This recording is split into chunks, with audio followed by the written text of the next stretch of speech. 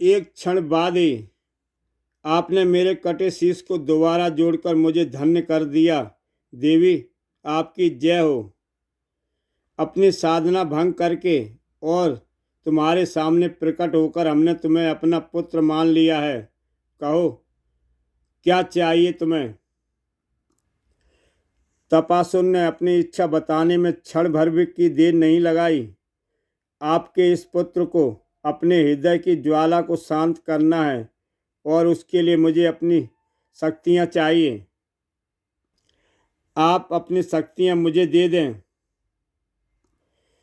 तुम्हारा हृदय किसी ज्वाला में धधक रहा है, ये तो हम नहीं जानते, परंतु इतना अवश्य जानते हैं कि एक पुत्र की हर इच्छाओं को पूरा करना माता का कर्तव्य होता है। इसलिए हम भी अपने इस कर्तव्य को पूरा कर रहे हैं। देवी निकुंभला की शक्तियाँ पाकर वह नहीं रुका। तपासुर रुकता कैसे? उसके सीने में धधकती प्रतिशोध की ज्वाला उसे रुकने कहाँ दे रही थी। अब भोकाल को मैं अपने हाथों से समाप्त करूँगा, लेकिन ऐसा करने के लिए भोकाल को उसके बिल से बाहर लाना आवश्यक है और यह कार्य मेरी क्रोध अग्नि करेगी। देवी निकुंभला की शक्तियों के प्रताप से जिसे मैं अपने शरीर से बाहर निकाल सकता हूँ, लेकिन उस ज्योति को ज्वाला बनने में ज़्यादा देर नहीं लगी।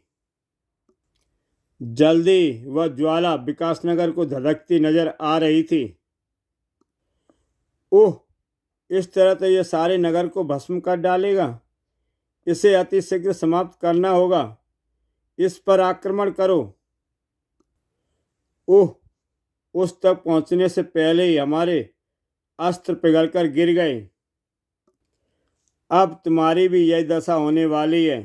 नहीं होने वाली। तभी एक दिशा से आवाज आई,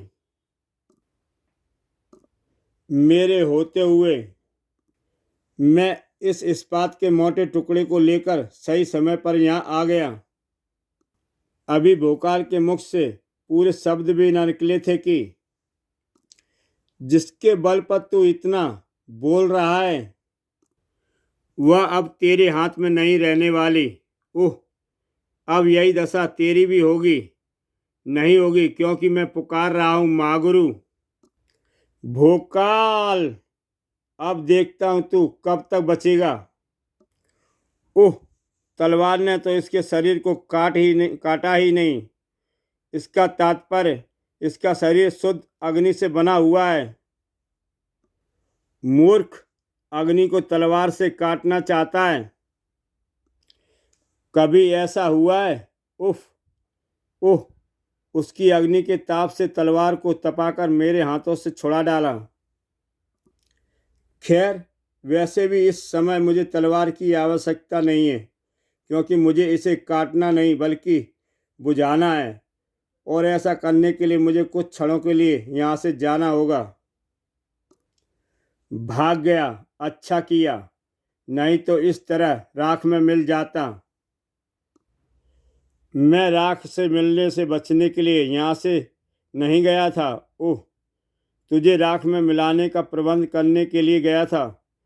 चमड़े के कई मस्कों को जोड़कर या एक बड़े मस्क राजमहल को वर्ष भर पानी उपलब्ध कराने के उद्देश्य से लिए बनाई गई थी। भोकाल ने सारा पानी उस अग्निमानव के शरीर पर डाल दिया। आज ये ऐसे काम आएगी ये तो किसी ने सोचा भी नहीं था।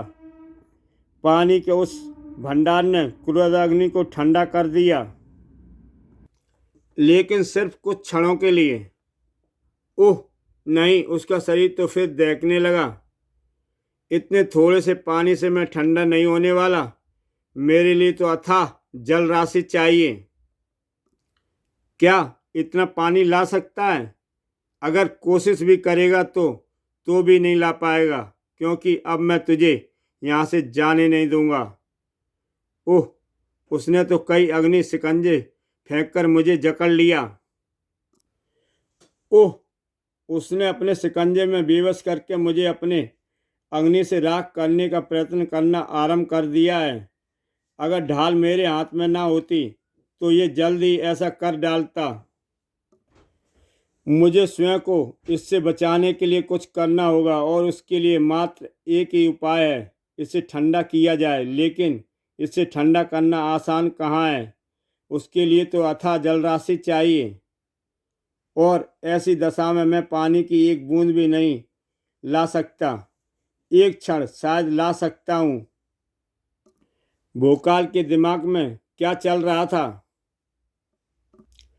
लेकिन उसके लिए मुझे मेरी तलवार चाहिए।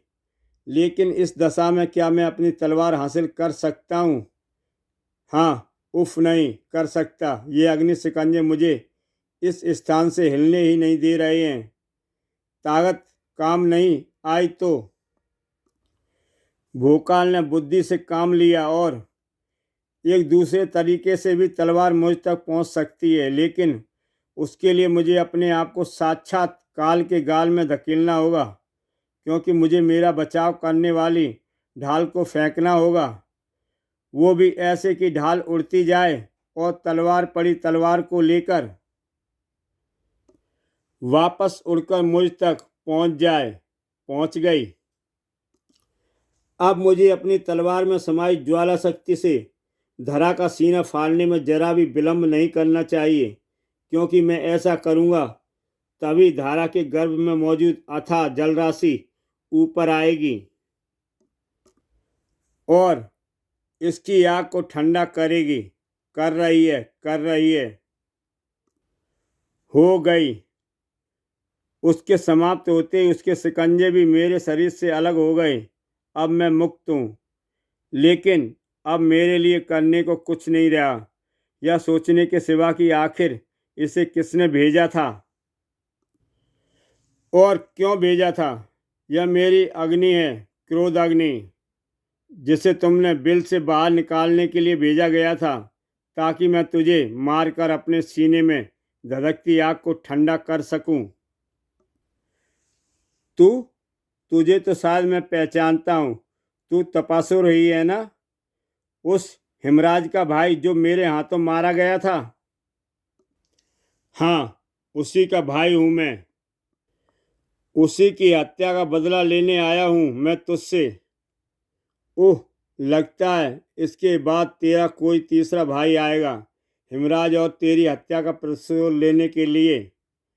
ऐसा नहीं होगा भोकाल, ये किस्सा यहीं समाप्त होगा। तेरी जीवन लीला के साथ ही। ये जीवन लीला समाप्त होने के लिए नहीं है। तुझ जैसे पापियों को समाप्त करने के लिए। तू यह बात जानते बूझते भी मुझसे आ टकराया है कि मुझे इस पर आश्चर्य है। हैं? ओह नहीं, ये क्या है? स्वप्न नहीं, वास्तविकता है। और इस वास्तविकता को तू आंखें फाड़कर देख ले भोकाल, क्योंकि तेरी आंखें सदा के लिए बंद होने वाली हैं। अब भोकाल को तपासुर की शक्तियों ने जकड़ लिया था। बंद शैतान की आंखें होती हैं, भोकाल की नहीं। ये बात तुझे अभी पता चल जाएगी। स्थिति एकदम विपरीत है भोकाल। बस, बहुत हुआ तपासुर। अब तुझे तेरी गर्दन उड़ा देनी चाहिए। भोकाल ने तलवार संभाल ली और तेजी से लहराई भोकाल की तलवार। जैसे ही तपासुर के शरीर तक पहुंची, वैसे ही इसका शरीर तो एकाएक लोहे का बन गया। टनाक। और लोहे से टकराने का यही परिणाम होता है। भड़ाक। मेरी ज्वाला शक्ति फौलाद के पर्वत को पिघाल सकती है, तू तो मात्र लोहे का पुतला है। हैं? ओह, ज्वाला शक्ति तो उसे छू भी नहीं पाई। ये कैसे हुआ? देवी निकुंभला की शक्तियों का प्रताप है ये भोकाल, जिन्हें मैंने सिर्फ तेरा वध करने के लिए प्राप्त किया है। और जब तक यह प्रताप मेरे साथ है, तब तक तू क्या ब्रह्मांड की कोई भी शक्ति मेरा कुछ नहीं बिगाड़ सकती। और ये बात मैंने तुझे इसलिए बताई है ताकि तू बचने का प्रयास छोड़ दे और मरने के लिए तैयारी कर, क्योंकि तेरी यही तैयारी जितनी अच्छी होगी तेरे प्राण उतने ही आराम से निकलेंगे। और तपासुर ने भोकाल के सीने पर एक शक्तिशाली मुष्टि प्रहार किया। मैं कह रहा हूं ना, विरोध मत कर भोकाल, तू मुझसे नहीं बच पाएगा, किसी भी तरह नहीं बच पाएगा। ओह, तपासुर की भीषण शक्तियों ने मेरे हाथ से अब मेरी ढाल भी छुड़ा दी है। सचमुच इसने जो शक्तियां अर्जित की हैं उसका विरोध करना बहुत ही कठिन है। यह क्या? तभी एक पेड़ की जड़ ने भोकाल को अपने बंधन में जकड़ लिया। आसपास की चट्टानें और पेड़ पौधों भी नहीं चाहते कि मां निकुम्बा के पुत्र को कोई हानि पहुंचाए, इसलिए सभी तेरे शरीर से आ लिपटे हैं और ऐसा करके इन्होंने यह प्रबंध कर दिया है कि मैं तुझे वैसे ही समाप्त कर दूं, जैसे शिकंजे में फंसे चूहे को खत्म किया जाता है। ओह, देवी निकुम्बला की पूर्ण शक्तियां उसका साथ दे रही हैं। मैं इसे शिकंजे को तोड़ नहीं पा रहा हूँ और ना ही इसके प्रहारों को रोक पा रहा हूँ। ओह, असहाय भोकाल पर प्रहार हो रहे थे। ऐसे में भोकाल के कंठ से चीखें गूंजनी ही थी और भोकाल के कंठ से निकलती हुई चीखें तब तक गूंजती रहीं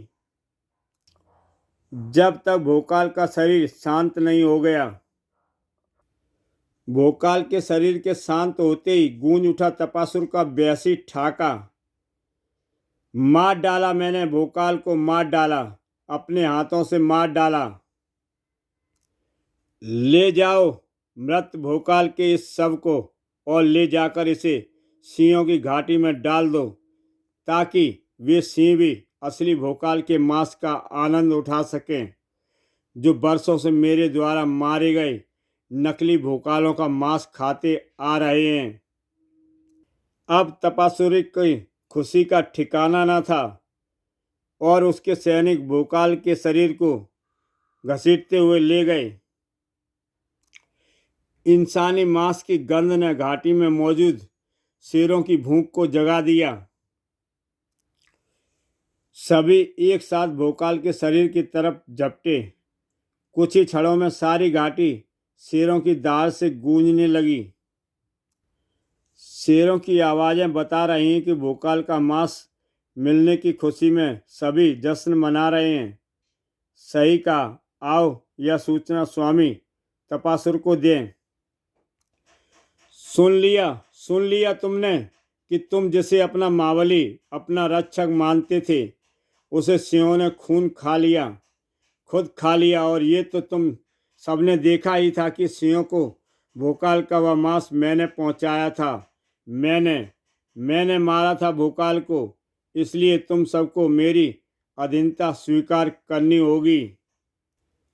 आज से ठीक 3 दिन बाद मैं इस राज्य के सिंहासन पर बैठकर तुम सबको अपना गुलाम बनाऊंगा। विरोध करने वालों को मैं स्वयं अपने हाथों से मृत्यु का गुलाम बनाऊंगा, ठीक वैसे ही जैसे भोकाल को बनाया है। और तपासुर एक भयंकर हंसी हंसता हुआ वहां से चल पड़ा। किसी ने तपासुर का विरोध नहीं किया। भोकाल जैसे महाबली को मात देने वाले का विरोध करने का साहस था भी किसमें।